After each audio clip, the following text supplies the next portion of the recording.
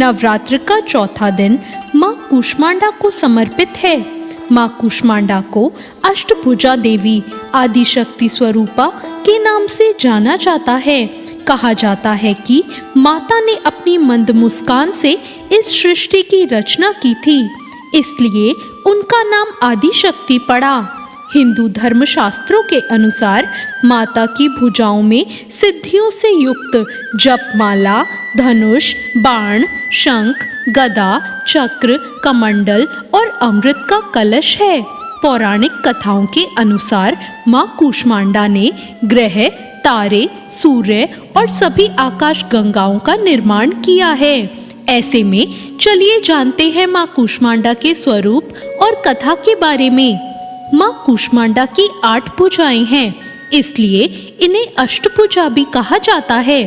इनके 7 हाथों में कमंडल, धनुष, बाण, कमल पुष्प, अमृत कलश, चक्र तथा गदा है।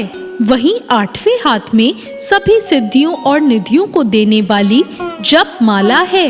माँ कूष्मांडा को कुमड़े की बलि बहुत प्रिय है और संस्कृत में कुमड़े को कूष्मांडा कहते हैं, इसलिए माँ दुर्गा के इस स्वरूप को कूष्मांडा कहा गया है। हिंदू धर्म शास्त्रों के अनुसार कूष्मांडा का मतलब कुमड़ा है। कुमड़े को कूष्मांडा के नाम से भी जाना जाता है, इसलिए माँ जगदम्बे के चौथे स्वरूप का नाम कूष्मांडा पड़ा।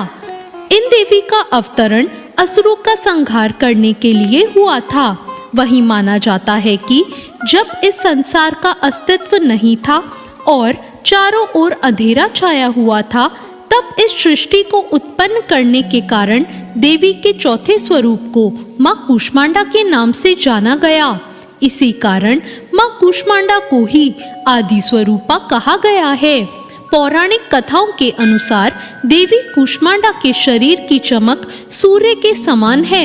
मान्यता है कि जो कोई सच्चे मन से देवी कूष्मांडा की पूजा पाठ करता है, उससे माँ प्रसन्न होकर उसके समस्त रोग शोक नष्ट कर देती हैं। साथ ही इनकी भक्ति से मनुष्य के बल, आयु, यश और स्वास्थ्य में वृद्धि होती है। या देवी सर्वभूतेषु माँ कूष्मांडा रूपेण संस्थिता, नमस्तस्ये नमस्तस्ये नमस्तस्ये नमो नमः।